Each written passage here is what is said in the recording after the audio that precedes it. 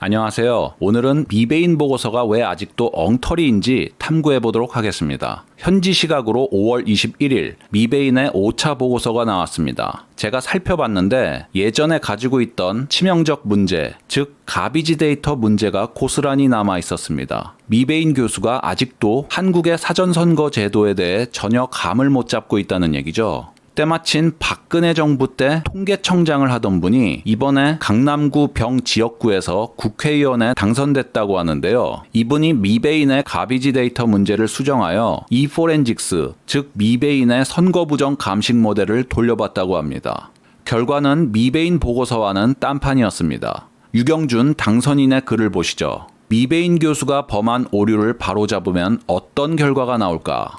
첫째, 3,485개의 읍면동 단위의 투표율과 민주당 후보의 득표율을 사용하여 추정한 결과 부정선거 없음 확률이 98.4%로 21대 총선의 부정선거 가능성이 거의 없다고 판단되었습니다. 둘째, 3,485개의 읍면동 중에서 부정선거 읍면동으로 예측되는 수는 13군데로 전체 대비 0.37%에 불과한 것으로 나타났습니다. 셋째, 민주당 후보가 얻는 1270만 2791표 중에서 부정선거표는 17만 4052, 비율로 약 1.4%에 불과한 것으로 나타났습니다. 이 수치는 미베인 교수가 예측한 9.9%보다 훨씬 낮은 수치입니다. 자, 가비지 데이터를 수정하고 미베인 모델을 돌리니까 선거 부정이 거의 없다는 결과가 나오죠. 그렇다면 어떤 것을 수정했다는 얘기일까요? 결론적으로 말씀드리자면 유경준 씨는 제가 지난 시간에 설명드린 미베인 보고서의 사전투표율 문제를 수정한 겁니다.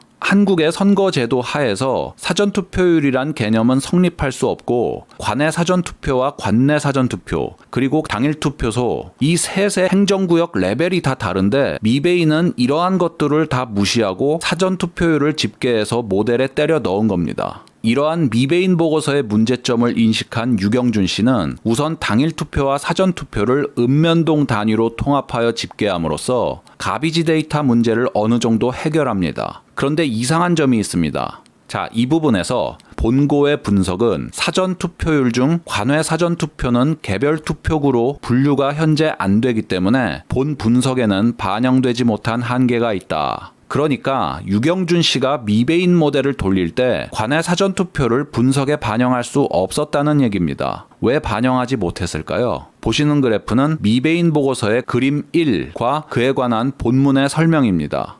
여기 보시면 데이터의 숫자 n이 19,131이라고 나오죠. 여기 있는 산점도에는 19,131개의 점이 있다는 얘기입니다. 미베인이 공개한 데이터 소스를 봅시다. 먼저 코리아 2020 DAAC.csv 파일을 엑셀로 열면 다음과 같은 화면이 나타나는데요. 이 데이터는 19,132번째에서 끝납니다.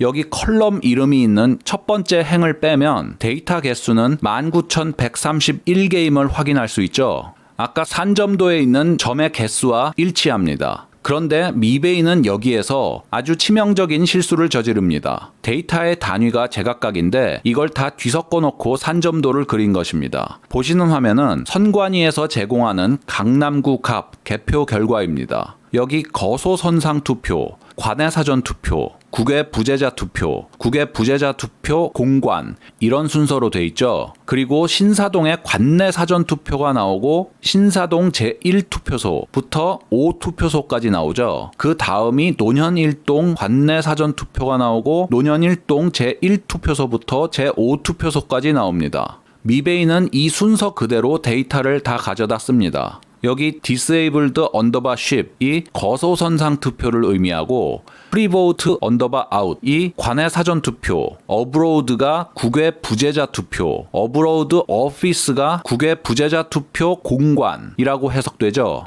그 다음이 신사동의 관내 사전 투표가 나오고 그 밑으로 신사동 제1투표소부터 5투표소, 그 다음이 노년 1동 나오죠. 결국 미베인은 선관위가 제공하는 데이터에서 합계, 소개 부분만 제외하고 순서 그대로 긁어갔음을 알 수 있습니다. 이렇게 긁어모은 데이터를 산점도로 표현한 게 그림 1인데요. 문제는 이 데이터들이 집계 단위가 제각각이라는 점이죠.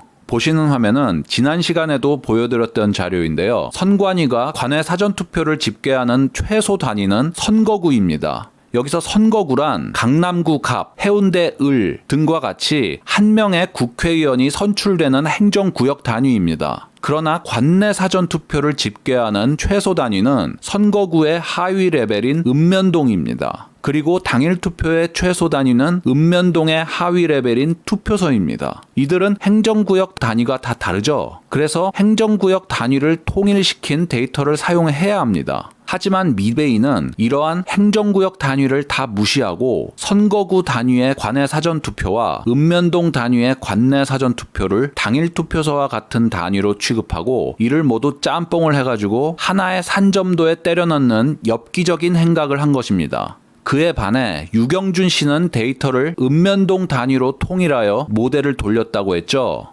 관내 사전투표의 집계 단위가 읍면동이니까 당일 투표 집계 단위를 읍면동으로 맞추려면 해당 투표소의 값을 모두 합치면 되겠죠. 예를 들면 신사동에는 5개의 투표소가 있습니다. 읍면동 단위로 만들어야 하니까 5개의 투표소 숫자를 합산하면 되겠죠. 그러나 관외 사전투표의 최소 단위는 강남구 갑과 같은 선거구이기 때문에 읍면동 단위의 데이터와 함께 돌릴 수가 없습니다. 관외 사전투표의 단위가 너무 큰 거죠. 이를 당일 읍면동 단위로라도 쪼갤 수 있다면 미베인 모델의 완벽한 입력 데이터가 될 수 있습니다만 선관위에서는 데이터를 그런 방식으로 제공하고 있지 않습니다. 바꾸어 말하자면 미베인 모델과 선관위가 제공하는 데이터는 호환이 되지 않습니다. 이에 대해서 제가 가솔린차와 경유에 비유하지 않았습니까? 유경준 씨가 눈물을 머금고 관외 사전투표 데이터를 제외할 수밖에 없었던 것은 바로 이 때문입니다. 유경준 씨가 바로 잡은 내용은 이뿐만이 아니죠. 바로 사전선거의 투표율 계산이 불가능하다는 점인데요. 미국처럼 별도의 사전투표 인단이 정해져 있고 그중 몇 명이 투표했는지 계산을 해야 투표율이 나올 수 있다. 하지만 우리나라에서는 사전투표 인단이 정해져 있지 않고 누구든지 의사가 있으면 사전투표를 할 수 있는 구조다. 사전투표율이란 말이 성립하려면 사전투표하는 사람이 미리 정해져 있어야 한다는 얘기죠. 그러나 미베이는 사전투표율을 보시는 바와 같이 계산하면 된다고 아직까지 빡빡 우기고 있습니다. 사전투표자 수에서 무효표 수를 뺀 값을 다시 사전투표자 수로 나눕니다. 무효표 수가 0이면 사전투표율은 100%가 나오겠죠. 무효표 수의 비중이 적으니까 사전투표율은 100%나 다름없는 숫자가 나올 수밖에 없습니다. 현재 5차 수정 보고서가 나왔는데요. 이 엉터리 사전투표율 산식은 그대로입니다. 카이스트 이병태 교수, 서울대 박원호 교수를 비롯하여 이번에 유경준 전 통계청장까지 한국의 통계 전문가들이 입을 모아서 이런 사전투표율 산식이 말이 안 된다고 지적을 했지만 어찌된 일인지 미베이는 꿈쩍도 하지 않았습니다.